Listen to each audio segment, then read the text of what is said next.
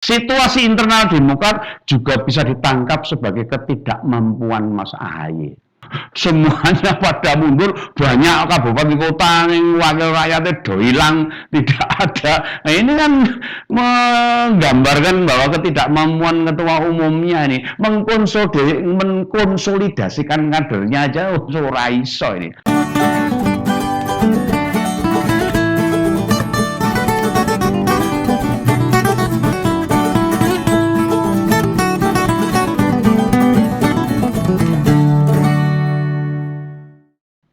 Halo, ketemu lagi dengan Om Begawan. Tetap di Ngompol, ngopini politik, ngomongin politik. Nih, Partai Demokrat yang terlihat tenang-tenang saja dan berusaha mendudukkan Mas Ahaye sebagai bakal cawapresnya Pak Anies.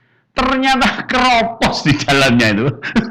Melompong gitu loh. Ini sepertinya ada gempa cukup dahsyat ini di internal Demokrat, khususnya di Jawa. Atau bisa dibilang ada tsunami. Wah, tsunami bayangkan bergulung-gulung ini. Yang membuat fondasi penting Demokrat makin keropos. Rupanya berita besar mundurnya ratusan kader Demokrat di Kabupaten Purwakarta, Jawa Barat. Ya, di sana bukan satu-satunya.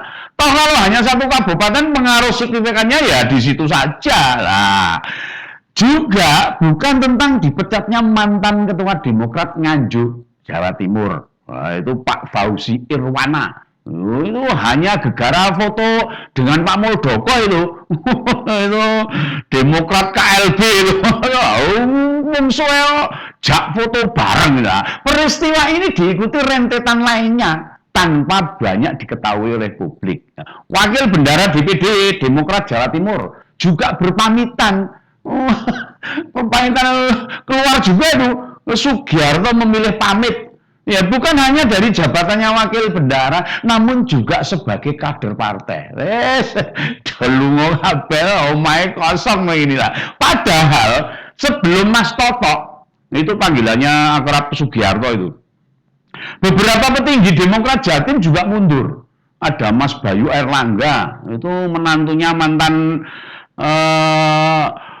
Gubernur Jawa Timur itu. Pak Dekarwo. Pak Dekarwo juga pilih pindah partai. Mas Bayu mengikuti jejak mertuanya yang juga penasehat Demokrat Jawa Timur. Itu berlabuh ke Golkar. Balik kandang tuh kelihatannya itu. Nah, langkah Mas Bayu diikuti wakil ketua DPD yang bernama Mas Ali Managali. Juga meninggalkan partainya Mas Ahaye ini. Nah, ini repot ini pindah kabeh ini. Bagi yang belum tahu siapa Mas Ali itu, beliau itu putra dari Buko Viva. Itu gubernur Jawa Timur. Nah, kalau petinggi partai Jatim pada mundur, lah bagaimana ini nasib Demokrat daerah Jawa Timur sana yang sebenarnya jadi lumbung suara Demokrat pada pemilu 2024, jane kudune jadi lumbung nih. Nah, Pak SBY kan berasal dari Jawa Timur itu, dari Pacitan nih. Lah kayaknya bakal suram ini. Bakal suram ini. Kita tahu, Jatim dijadikan salah satu lumbung suara karena Pak SBY kelahiran Pacitan. Nah, tentu harus jadi kandang utama. Karepe ngono. Namun ketidakmampuan Mas Ahaye mengelola partai ini justru malah merugikan Demokrat sendiri lah. Ini masyarakat jadi bertanya-tanya ini, remuk ini Demokrat inilah. Di Provinsi Jawa Barat juga mengalami hal yang sama itu. Anggota DPRD Jawa Barat terpaksa berpamitan. Ini pamitannya apa ini? Sebab tidak mau terus-menerus berseteru dengan ketua DPD Jawa Barat. Mengusrek gua ini. Pak Anton Surato itu pasca musda Demokrat Jawa Barat tahun lalu itu. Kang Asep melihat pengelolaan partai sudah mencederai penegakan disiplin partai. Ya, dalam pandangan Kang Asep yang berencana mau ke DPR RI tahun 2024 ini, dirinya berpotensi menggagalkan peluang ketua DPD. Makanya ada upaya menghalang-halangi. Dan dalam beberapa pemilu, terbukti itu suara ketua DPD tidak mampu melampaui perolehan suara Kang Asep. Wah, jadi caranya disikut. Para parah ini Demokrat ini. Nah, masih banyak daftar tokoh Demokrat yang keluar. Pripun nama saya ini? Atau nyebrang ke parpol lain. Nah itu ketua DPC Pangandaran itu Pak Habibie ya, mundur juga dari jabatannya. Ada Pak Dodi Setiawan yang anggota DPRD Bogor memilih ganti tunggangan ke Nasdem.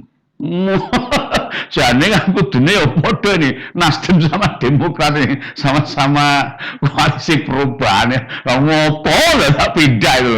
Ada juga itu Pak Andi Rizal yang di Subang serta mantan wakil ketua DPRD Kabupaten Bandung Barat Pak Iwan Setiawan mundur dari wakil rakyat. Ya karena tahun depan maju tidak dari Demokrat, pindah partai meneh ini. Nah, di Purwakarta yang menarik ini, yang menarik diri lebih banyak lagi. Usul mundur kan meneh ini. Kabarnya mencapai ratusan loh. Ratusan kader ini. Wah, ini termasuk pengurusnya mesti ini. Strukturalnya pada mundur ini. Nah, itu juga terdapat ketua serikat di Demokrat Purwakarta yang bernama Mbak Rini Meilani itu, ketuanya serikat di Demokrat mundur juga. Nah, ini ya tentunya mundurnya nggawa gerbongnya ya, ciloko ini lah. Tentu ini kerugian besar bagi partai yang berdominan warna biru itu. Warna Mercy kalau pegawai bilang gitu. Ini tandanya kayak Mercy ini. Harusnya mewah ini. Tapi kok sekarang kok ambiar ini kenapa ini? Nah, Rini memiliki jaringan luas. Oh, jangan salah. Serta memegang jabatan wakil sekretaris DPC juga. Ini Sri Kandi, benar-benar Sri Kandi. Nah, menurut Mbak Rini, sudah tidak ada keharmonisan di partai itu. Wah, nek yang jangan ngono sudah padu dhewe ini sehingga luwih becik cerai aja mundur sehingga tidak ada gunanya bertahan. Malah mung padu terus ya akhirnya ya keluarin lah. Keluarnya beberapa elit Demokrat tingkat provinsi maupun kabupaten di berbagai wilayah jelas pendaftaran jelang pendaftaran caleg yang sudah dimulai tanggal 1 Mei kemarin nih, jelas bakal mempengaruhi masa depan partai pimpinan Mas AHY ini. Ya, malah ex jajaran DPP Demokrat terlihat menjadi pengurus pusat parpol lain. Nah, ya cilokon ini. Atau dekat dengan tokoh-tokoh di luar Demokrat. Ini ada Pak Saan Mustafa yang sekarang di Nasdem. Ya ikut-ikutan mengklarifikasi kader Demokrat yang nyebrang ke parpolnya Pak Surya Paloh ini. Ada Pak Marzuki Ali, mantan ketua DPR yang menemani Pak Prabowo waktu menyambut kehadiran Pak Wiranto. Nah, ini ada apa ini Pak Timur? Kelihatannya tsunami-nya bener-bener gempa bumi. Nah, kenyataan ini jelas memberi sinyal suara partai berlambang Mercy ini bakal kepayahan menghadapi pemilu. Rekoso ini. Nah, jika kita mau jeli, saat ini memang saat krusial bagi partai dan rawan ditinggalkan oleh kader-kadernya. Parpol sedang menyusun daftar caleg loh ini.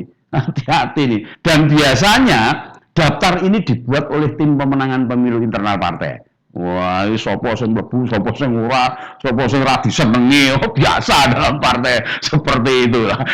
Berupaya mendapatkan nomor urut awal. Wah, rebutan nih, pengen ning arep dhewe nih. Ditambah ada isu pemilu dengan sistem proporsional tertutup. Yang menyebabkan para kader berkeinginan tidak masuk nomor urut sepatu. Wah, anak nang ngisor dhewe ngapain gitu? Gah. Biasa itu, alias itu berada di posisi bawah karena posisi yang tidak aman. Itu hanya pelengkap penderita itu di partai itu lah. Petinggi partai di masing-masing tingkatan mulai kabupaten atau kota, provinsi dan pusat pasti banyak didekati kadernya untuk memberikan pengaruh. Ya, agar calon anggota legislatif menempati urutan yang strategis itu loh. Ya, urutan atas lah. Gitu. Ya, termasuk penempatan daerah pemilihan sangat mempengaruhi peluang bisa tidaknya jadi wakil rakyat nantinya. Nah, makanya partai dengan aturan main harus jelas dan ditegakkan dengan baik. Tidak akan menghadapi kendala kalau itu. Atau munculnya kader yang mutung nesu, lalu pamitan keluar, biasa itu. Karena tidak sependapat orang di keinginannya tidak dituruti sama ketua partainya, mutung gitu. Metu. Ya biasa dalam partai seperti ini. Ada pula itu kerawanan wani piro. Tahu apa maksudnya? Aku kudu piro iki dari urutan pertama. Ini politik kayak gini repot ini. Bagi yang mau memberikan amplop, maka dia punya potensi berada di daftar yang aman. Nah, ini hati-hati nih. Ini kalau partai sudah begini, hati-hati nih. Ini memunculkan kader-kader wakil rakyat yang orang genah itu nanti. Makanya dalam 2 minggu ini situasi partai politik sebenarnya sedang mengalami goncangan. Semuanya. Semua partai politik. Baik yang kecil, yang menengah, besar. Semuanya ini. Sikut-sikutan berpengaruh kepada pimpinan parpolnya. Biasa itu. Parpol yang sistemnya sudah matang, baku, dan dijalankan dengan baik dan benar. Ya mungkin rodok tidak mengalami kejadian yang seperti Partai Demokrat ini, tapi ya tetap masih ada goncangan. Cuma ya goncangan kecil, tsunami ya Demokrat ini. Gempa yang gila ini. Nah, daftar bakal caleg harus diserahkan pada KPU paling lambat 10 hari ke depan. Nah, ini rakyat tinggal menunggu nih siapa saja yang bakal dicalonkan jadi wakil rakyat inilah. Situasi internal Demokrat juga bisa ditangkap sebagai ketidakmampuan Mas Ahaye. Wah, ya ketake menurut begawan ya ketake ngono. Ya kenyataannya omong ribet wae. Semuanya pada mundur, banyak kabupaten kota yang wakil rakyatnya do hilang, tidak ada. Nah, ini kan menggambarkan bahwa ketidakmampuan ketua umumnya ini mengkonsolidasikan kadernya aja ora iso ini. Nah, terus menolnya suara partai juga tidak ada prestasi yang spesifik atau membanggakan kalau menurut Begawan, turut mempengaruhi keyakinan kader. Apakah tetap mau maju sebagai caleg dari Demokrat atau lebih baik pindah partai? Nah, ini jangan dikira semua parpol juga sudah siap dengan orang-orang yang mau jadi wakil rakyat. Belum tentu. Sekarang kan banyak partai baru tuh. Kalau parlemen mungkin saja stok kadernya berlimpah, apalagi PDIP, Golkar, Gerindra mungkin melimpah. Tapi parpol macam PKN, Partai Buruh, Garuda, Partai Umat, PSI, wah itu sulit mendapatkan caleg. Makanya ya piye carane ya para kader-kader partai yang lagi goncang ini dipengaruhi supaya bisa masuk untuk meningkatkan perolehan partai-partai baru. Lah saya juga sampai dilobi loh oleh beberapa partai ini. Iya Begawan ini mau Begawan jadi wakil Pak calegnya tak biayai. Saya nggak mau. Saya nggak mau.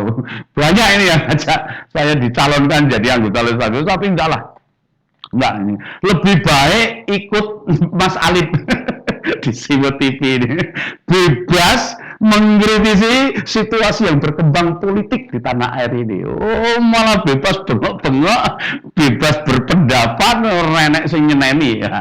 Menjaga agar politik kita itu jadi politik yang cerdas. Banyak wawasan. Nah, ini ya tugasnya Begawan, menyampaikan dengan sesuatu yang fakta, tidak hoak. Supaya kehidupan politik yang santun ada adabnya. Bukan dengan menjelek-jelekan, menghina, menebar fitnah, hoak dan sebagainya. Oh, enggak boleh. Apalagi mencaci maki. Kita itu berada di negara besar. Jangan sampai kehidupan politik jadi kotor dan kita tidak bisa menjalankan pemerintahan tanpa politik.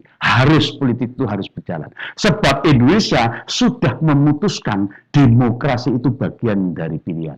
Ya, jangan lagi pernah meyakini politik itu kotor. Oh enggak, politik itu tidak kotor. Karena sesungguhnya politik itu bersih dan suci. Yang membuat kotor itu ya hanya para politisi-politisi itu. Ono sing busuk, ono sing serakah. Wah, nek sing anggere karepe dhewe, itu yang menganggapkan politik ini jadi kotor ya karena politisinya. Buktinya, kita bisa melihat ada beberapa politisi seperti Pak Ahok, Pak Mahfud MD, Bu Sri Mulyani Indrawati, bahkan Pak Presiden Joko Widodo. Itu menjalankan politik dengan bersih dan penuh kebaikan. Berarti tidak semuanya. Nah, mari kita sorot.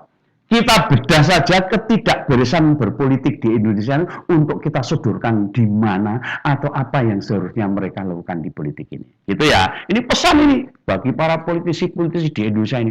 Oh, jasa karepe dhewe nih. Musuh rakyat ya. Sampai jumpa ya dalam ngompol-ngompol berikutnya. Salam kawan. Sampai jumpa.